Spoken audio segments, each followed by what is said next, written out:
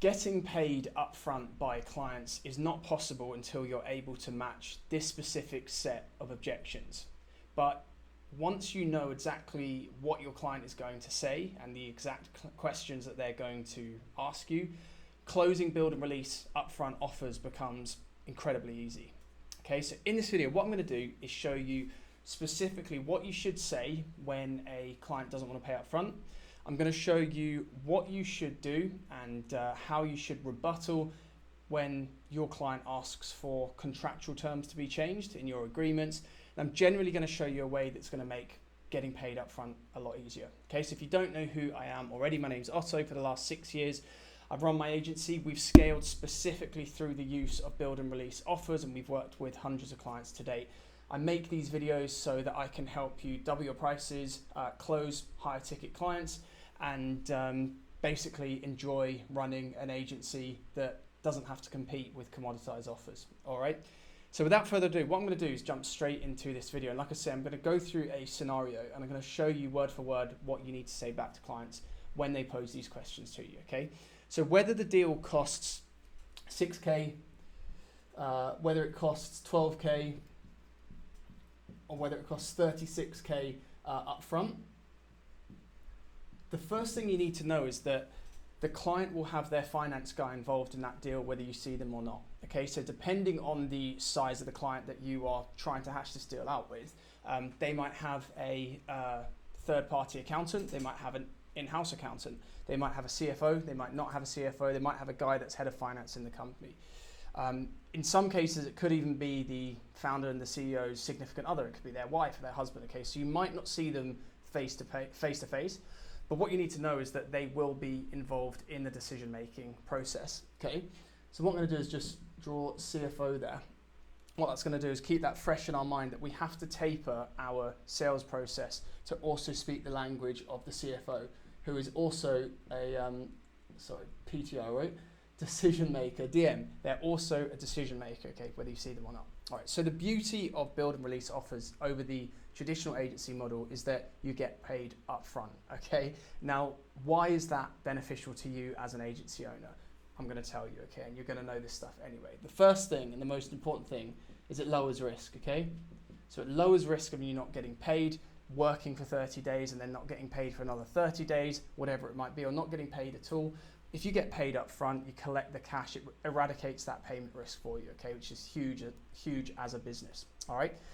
The second point here, the second part that makes build and release offers so beautiful is that you can hire before you actually have to do any of the work, all right? So you don't have to spend any money on hiring contractors or freelancers before you've actually brought in a load of cash, all right? So it makes hiring a lot easier and reduces hiring risk as well, all right? All in all, it's a better way of doing business, okay? And I've got plenty of other videos on the channel that's going to tell you how we do it, all right? How we've achieved it in-house, okay?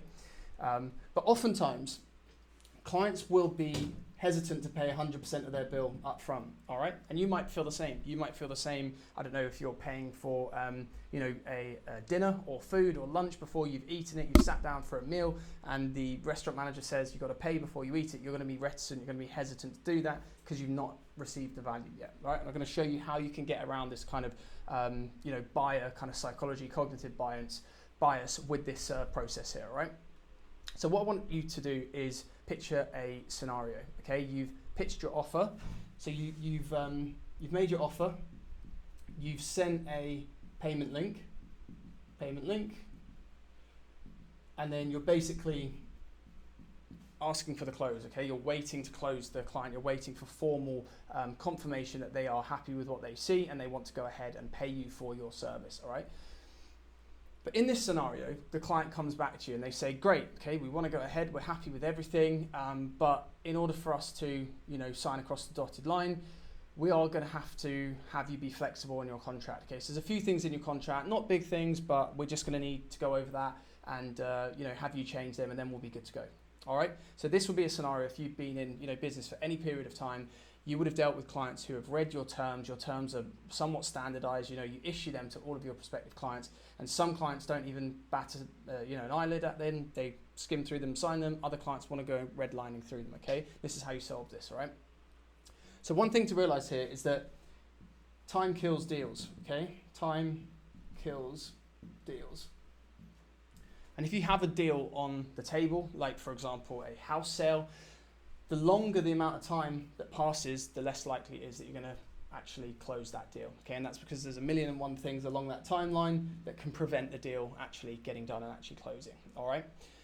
So what we want to do is basically reduce the amount of time it takes to close the deal, okay? And there is simply no other way to throw in a load of unnecessary time wasting than to go through line by line through a contract, to cross things out, redline them, change things for the sake of changing them, okay?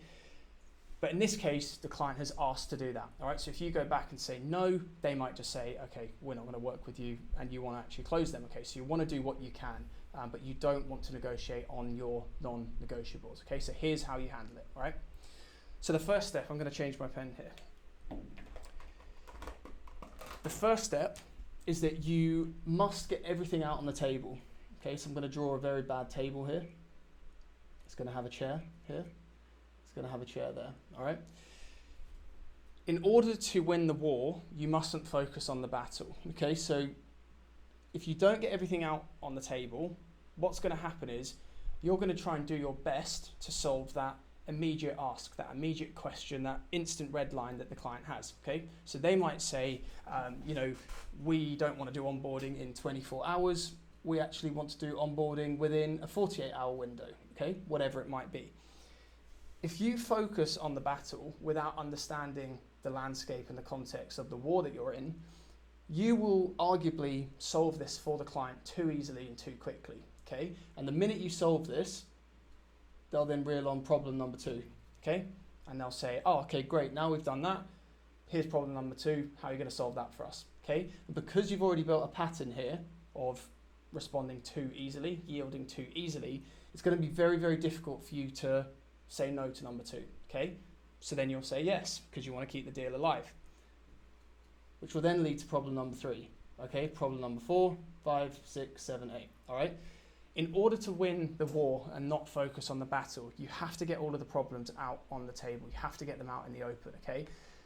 And the reason for that is that once you get a lie of the land and once you get verbal confirmation from the client that once all of those problems are seen to and attended to the best of your skills and experience and willingness, will they still be in a position then to actually go forward with the deal? And what you want to get is a clear and unanimous yes, okay?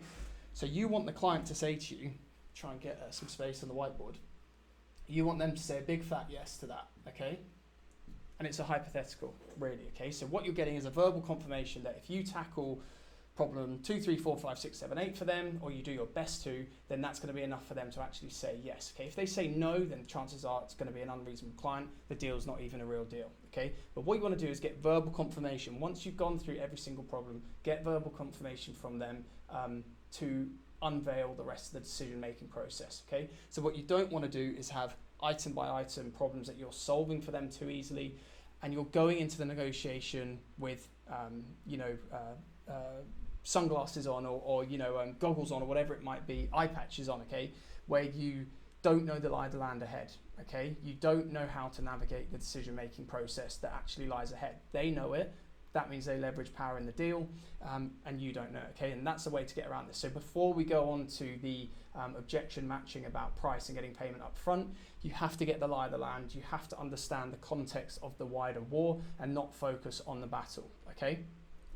Now the second step, I'm going to change my pen again, number 2, okay?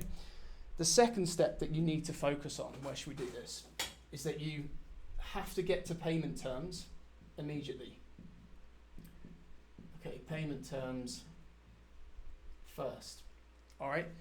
The sooner you get to payment terms, the more tangible the deal becomes, okay? If you are going back and forth with your prospective client and you're discussing the nature of the deal or potential scope items, or, we could do 5 emails a week instead of 4, or we could do 3 graphic design templates instead of 7, whatever it might be, until you actually get it down in black and white ink, how much the deal is going to cost and what your price is, it's nigh on impossible for your prospective client to actually have any sort of tangible and physical understanding of the transformation that you're going to deliver for them, okay? So you have to get to payment terms immediately, all right? So if we go back to the scenario, in this case, you've gone through the getting everything out on the table. Okay, you've gone through that process. When you get to payment terms, in that scenario, the client's going to say this to you. Okay, so the client's going to say, we don't pay any of our suppliers up front. We pay them on net 30 terms, okay? Or we pay them on a quarterly basis or after 90 days, whatever it might be. When they say that, it's your job to get to the bottom of their reasoning, okay? You have to get to the hard facts that you're faced with, all right? And what you need to do is go on a bit of a fact-finding mission to really understand why the client's saying that. Okay, so in that scenario, maybe they'll come back with something, and chances are it will be very closely aligned to the business that you're operating in. Okay, so they'll come back and say, look, it's the economy right now. We are in a downward season. It's a quiet season for us. We have to focus on cash flow and certainty. It's really key to our business, and that's why we have those terms. All right. Now, what you want to do here is where it becomes interesting. Okay.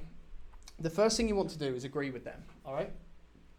So always agree with your prospect as a general rule. And for the same reasons that they are rebuttaling with this objection and saying, we can't pay you up front because cash flow is important to our business, agree with them and corroborate the same thing, okay? So you say, 100% agree. That's exactly why we bill up front. We've always done it. It's the only fair and responsible way that I can operate the business for not only myself, but for the team, your shareholders, investors, family, whatever it might be, okay? And that charging up front isn't something within the lie of the land, within having all the issues out on the table. Charging up front isn't something that we can change, but we're more than happy to look at all the other things, okay? So what you want to do is state clearly that this is a term that you will not yield on, all right?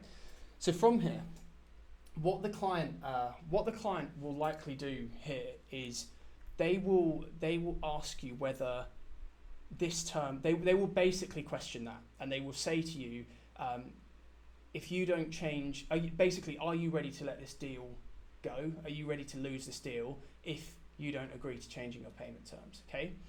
Now, this is where the third step comes in and why it's important, all right? So the third step is about yielding, okay? Now, in almost every single negotiation for any kind of deal in any sort of industry, you're going to have to compromise, you're going to have to negotiate. There's going to be some element of push and pull, tit for tat, okay? But what you don't want to do is negotiate on your non-negotiable, okay? And in this case, it's getting paid up front, all right? So what you want to do is yield where you can yield, okay? So if it comes to onboarding, or maybe they want, in your contract you have, they're allowed to put forward one decision maker, but they actually want 3 people in the decision-making process. These are things that have material effects on how you deliver your service. If a client says to you, I've got 4 people, actually I want you to communicate with our Facebook ads agency as well. These are all things that are going to make it harder for you to scale your business. It's going to add operational load onto your service delivery, okay? It's going to add more stress and more pressure, all right? So these aren't things that you can quickly, click your fingers and simply and easily agree to. But what you want to do is make it clear to this prospective client that although those things are in your contracts and your terms for a specific reason, you might be able to, and you're going to do your best to be flexible on those terms if it means we can get this deal done. Okay, so you're switching you're kind of switching the frame here. You're switching the locus of control back onto the prospect who's already told you that they're happy and really want to proceed with you, and you're saying, look, the ball is in your court. We are willing to yield on all of these other things, or X, Y, Z.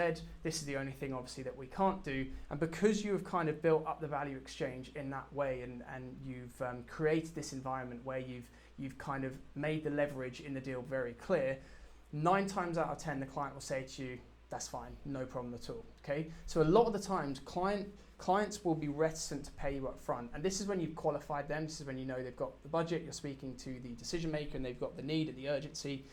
9 times out of 10, they will have the cash to pay you, okay? They will have $6,000 to pay you up front. They'll have 36K in their bank, deposited to pay you up front. However much you're charging up front, the chances are they will have that amount of capital. It's just a process that you have to go through to fact find, match their objections, and get to the root of why they are putting these to you in the first place, okay?